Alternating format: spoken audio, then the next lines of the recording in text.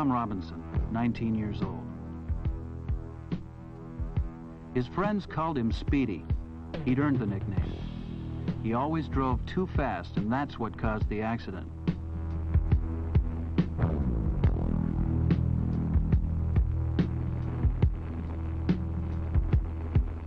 But what were the reasons for Tom's persistent speeding? What motivated him? What events led up to this tragic ending?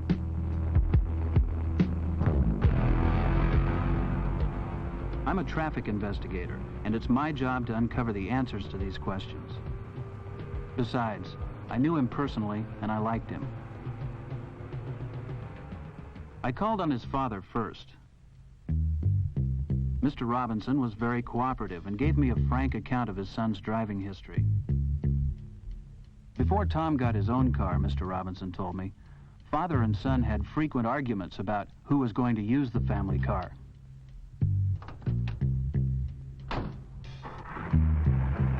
I gathered that Mr. Robinson himself was a pretty skillful driver, but aggressive and impatient behind the wheel.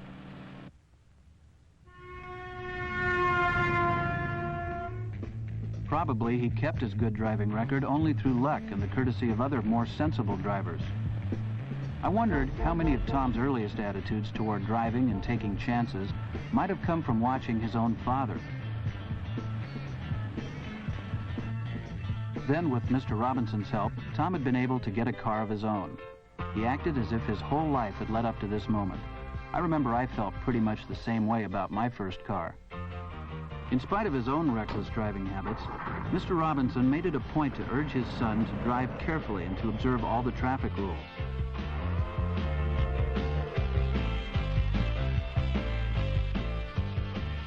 First thing, Tom took the shortcut over the hills to his girlfriend's house to show her the new car. He and his father had already worked out a plan for Tom to repay the loan. Mr. Robinson told me, proudly, that his son had faithfully kept their agreement right up to the time of the accident. Tom appeared in traffic court once on a speeding ticket. He admitted he'd been speeding and was perfectly willing to pay the fine. But his father was outraged that the police wasted their time hauling in good, clean-cut kids for driving a little fast while the city was overrun with real criminals. I'd heard that idea many times. How much did it contribute to Tom's own attitude toward speeding? Tom's younger brother, Kenny, still very proud of him, said to me, "Tom was the best driver in the world. He could have been a race driver."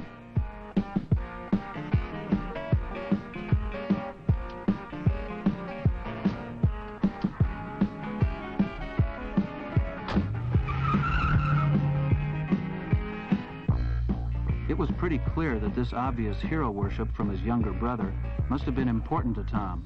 Certainly, it helped to boost his own conviction that he was a skillful driver.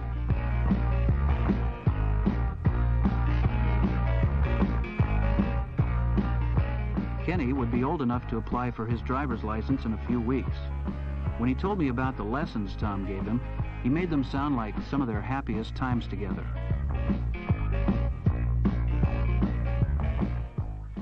I spoke with several of Tom's teachers. I learned that he was popular with his fellow students, although he wasn't particularly active in school affairs. The teachers agreed that he was conscientious and responsible. He was a good student, though not brilliant, and he usually showed good common sense. I made it a point to talk with some of Tom's friends. In his desire to be accepted, Tom always seemed to be trying to impress them with his driving. He sure could handle a car, they told me. But there was no doubt they thought he was a pretty wild driver. Once Tom found that he'd earned his friends' admiration, he was anxious to keep up his reputation for fast driving. His girlfriend Carol told me that she liked riding with him. But I never realized what could happen, she told me. We always had such a great time.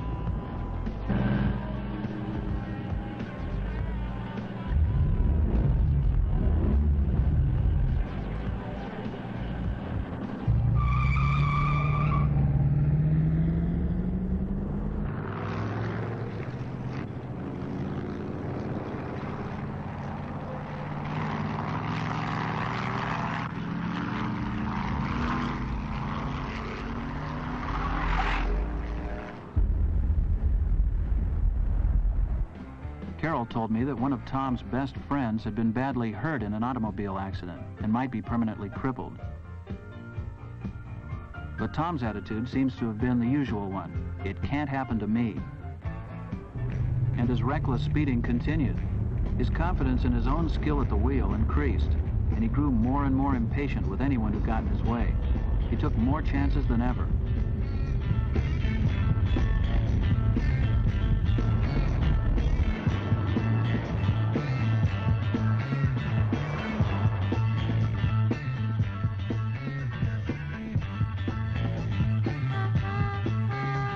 I learned that Tom used to brag about his technique for beating the rap if an officer stopped him for a traffic violation.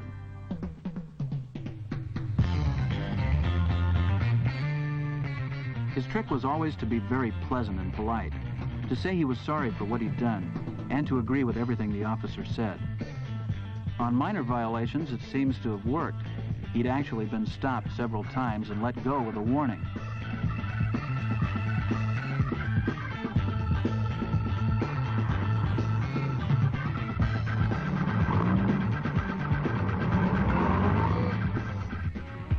My own association with Tom came about through the Athletic League baseball team, where I was coach. Tom's doctor had reported to me that he was in good physical shape and that his eyesight and reflexes were excellent. Only a few days before his accident, he tried out for first base. He was always likable and conscientious, but his playing was erratic and he just couldn't handle the position. I've often wondered if this failure might have upset him so much that he unconsciously tried to compensate for it in other ways. Perhaps it was one more factor in his compulsion to speed. Tom had a part-time job after school in a local drugstore. His employer told me that he was a dependable worker, friendly and polite.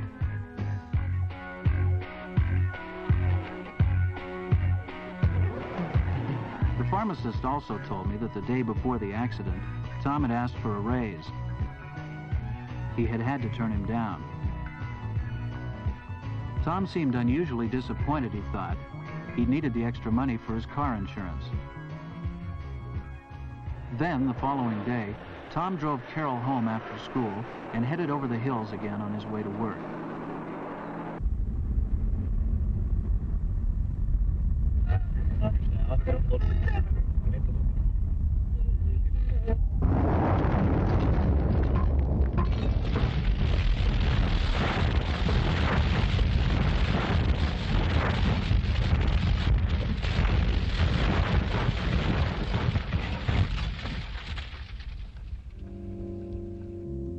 So there wasn't just one reason for Tom's speeding, but lots of them, and they had brought us both here.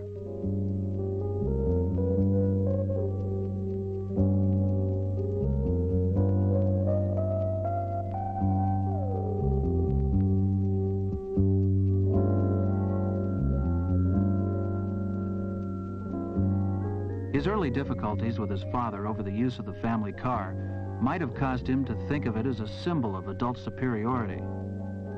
And his father's attitude and driving habits might have given him the dangerous idea that it's all right for a skillful driver to take chances. The admiration his speeding earned him from his younger brother and his apparent popularity with his friends must have been unusually important to him. Subconsciously, he may have looked upon speeding as a way of making up for those small failures and disappointments that we all have to face. I thought further about Kenny. As drivers, both his father and his older brother had set poor examples for him, but his own history and personality were different from his brother's. How good a driver would he turn out to be? I felt that Tom's speeding was an emotional outlet.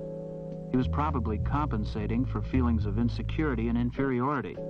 Speeding was a kind of thrill-seeking for him, a childish defiance of authority, and a misdirected attempt to show superiority.